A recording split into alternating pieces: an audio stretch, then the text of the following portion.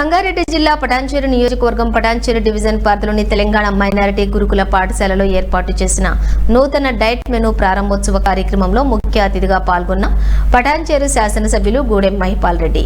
ఈ సందర్భంగా ఎమ్మెల్యే మాట్లాడుతూ ప్రత్యేక తెలంగాణ ఏర్పడిన అనంతరం ఏర్పాటు చేసిన గురుకుల పాఠశాలలను నేడు అత్యున్నత ఫలితాలు సాధిస్తూ ప్రభుత్వ విద్యారంగంలో ఆదర్శంగా అనిపిస్తున్నాయని చెప్పి ఆయన తెలిపారు. గురుకుల పాఠశాల విద్యార్థులకు పౌష్టికాహారం అందించాలన్న సమున్నత లక్ష్యంతో ముఖ్యమంత్రి రేవంత్ రెడ్డి ప్రభుత్వం డైట్ ఛార్జీలు పెంచడం జరిగిందని గుర్తు చేశారు. ఈ కార్యక్రమంలో నియోజకవర్గం ప్రత్యేక అధికారి దేవుజా, పాఠశాల ప్రిన్సిపల్ శోభారాణి, మార్కెట్ కమిటీ మాజీ చైర్మన్ విజయ్ కుమార్ తదితరులు పాల్గొన్నారు.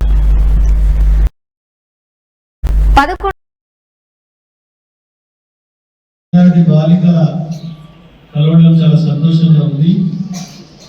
ఎందుకంటే ఈ కార్యక్రమానికి సభాధ్యక్షురాలుగా ప్రిన్సిపల్ గారు ఇంత చక్కటి అవకాశాన్ని మీరు సద్వినియోగం చేసుకోవాలి. ఎందుకు చెప్తున్నారంటే తెలంగాణ తెలంగాణ రావడంతో ఈ అవకాశాలన్నీ కలిగినాయి. మనకు తెలంగాణ రాకముందు ఇవన్నీ లేకుండే. రాకముందు సమజ్గా బాపు तेलंगाना आशीर्वाद वजह से आपको ये मौका मिला. ये मौका का अच्छा फायदा उठाना पड़ा. कैसा फायदा उठाते? अच्छा पढ़ाई करना, अच्छा पढ़ाई करना, गेम्स में आना, स्पोर्ट्स में डिसिप्लिन मेंटेन करना. तो पूरा अगर मेंटेन करें तो आप आगे बढ़ने को ऊपर वाला भी साथ करते हैं. భగవంతుడి కూడా సహకరిస్తాడు, అన్ని ప్రయత్నం చేస్తుంది. కాబట్టి మీరందరూ చక్కగా బుద్ధిగా ఈ పాఠశాలలో రెసిడెన్షియల్ పాఠశాలలో చదువుతున్న పిల్లలందరూ పేదవారి కడుపులో పుట్టిన పిల్లలు, మీరందరూ కార్మికుల పిల్లలు, చిన్న చిన్న వ్యాపారస్తులు ఉన్నవారైతే, కలిగిన వారు ఉన్నవారైతే ఈ హాస్టల్లో పెట్టారు. ఎక్కడో ప్రైవేటు చదివించుకుంటారు.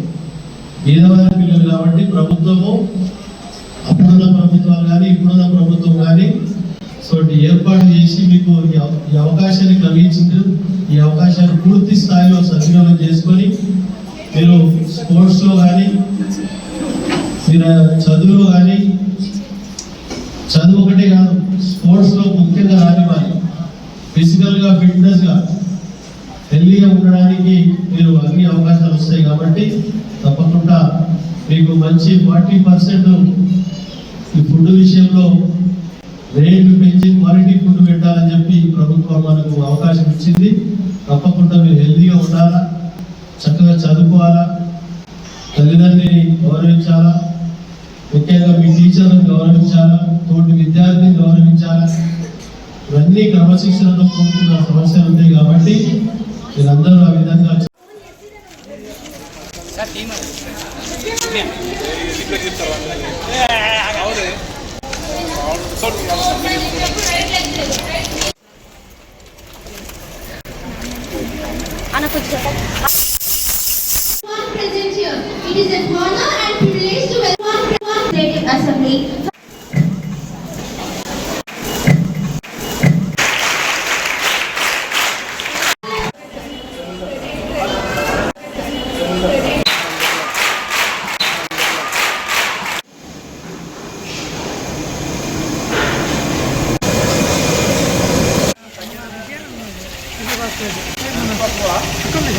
అవునా